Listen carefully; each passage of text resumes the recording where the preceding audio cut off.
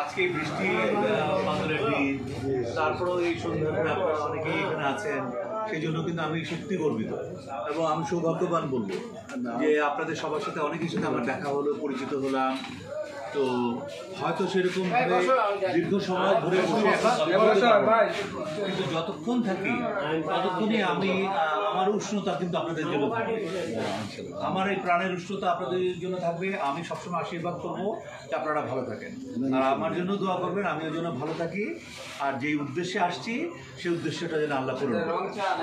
যদি হয় তাহলে আমার ভিতরে কিছু চিন্তা ভাবনা আছে যে আসলে বিএনপির পক্ষে 31 দফা দেওয়া আছে, ওটা তো আর স্থান বিশেষের জন্য দেওয়া নাই, কিন্তু ওটার সাথে মিলিয়ে আমি আমার মধ্য উত্তর দক্ষিণের জন্য কি কি করতে পারি এটা আমার ভিতরে সেই চেতনাটা থাকতে হবে, আমার ভিতরে সেই ভাবনা থাকতে হবে যে এখানে কি নাই। কেন চাঁদপুরে ট্রেন আছে 100 বছর ধরে, চাঁদপুর থেকে একটু বাঁকায় দিয়ে আমার মধ্য উত্তর দক্ষিণে ট্রেন লাইন দিল না? কেন আমি 1.5 ঘন্টায় ঢাকায় এখান থেকে ঢাকায় যেতে পারি না? কেন আমি আসতে পারি না 1.5 ঘন্টায় আসতে পারি না?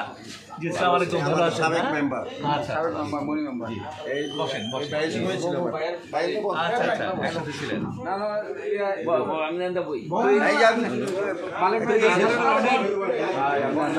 এই ধরনের অনেক প্রশ্ন আমার মধ্যে আসে যে আসলে এই আধুনিক যুগে এসে আমি দেখি মতলব এখানে ফুলকপি, বাঁধাকপি, মূলা, টমেটো এগুলো সিজনে প্রচুর হয়, কিন্তু আনফর্চুনেটলি একটা রক্ষণাগার নাই। আমি যে ভেজিটেবল এবং ফ্রুটস রক্ষণ একটা হিমাগার করবো, সেই হিমাগার একটা নেই। থাকলে সারা বছর ধরে কৃষকরা যেমন বেনিফিটেড হতো, আমরাও কিন্তু একটা ফ্রেশ খাবার খেতে পারতাম। তো রাস্তাঘাটগুলো শুধু আমরা এখন কথায় কথায় গর্ববোধ করি আমার বেরিবাদ রাস্তাটা ভালো কথা, কিন্তু বাকি ম্যাক্সিমামই তো ভাঙা। এগুলো তো তাকাতে হবে। গত 15 বছর ধরে 10 বছর ধরে এখানে কোনো সংস্কারের কাজ ভিতরে ভিতরে হয়েছে কিনা আমি জানি না।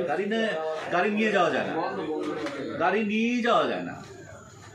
কেন আমার এখানে এই মানে এই বিদ্যুতের কথাটাই বলি। আমি যদি বলি যে 64 কিলোমিটার বেরিবাদ প্লাস আরও তো ভালো ভালো রাস্তা আছে, সব মিলিয়ে প্রায় 200 কিলোমিটার রাস্তা আছে যেটা ভালো মোটামুটি। এর দুই সাইডেই যদি আমি সোলার প্যানেল করে দিতাম তাহলে মতলব উত্তর দক্ষিণে তো আর বিদ্যুৎ সংকট তখন হইতো না, বরং সাশ্রয়ী মূল্যে আমরা বিদ্যুৎ পেতাম।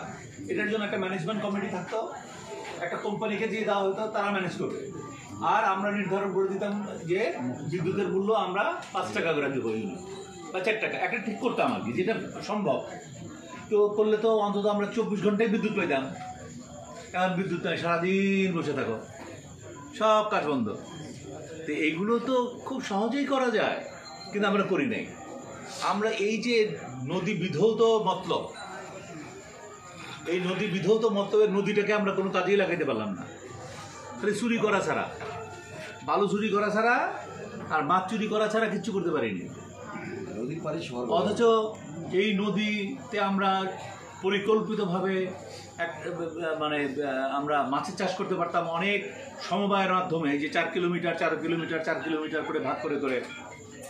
এবং এখানে আমরা নদীর 2 পাড়ে যে পতিত জমি আছে ওয়াবদার, সেখানে আমরা হাঁস মুরগি গরু ছাগল পালার জন্য ওই সমিতির কাছে আমরা লিজ দিয়ে দিতে পারতাম, কিন্তু এগুলো কিন্তু আমরা কিছুই করি নাই।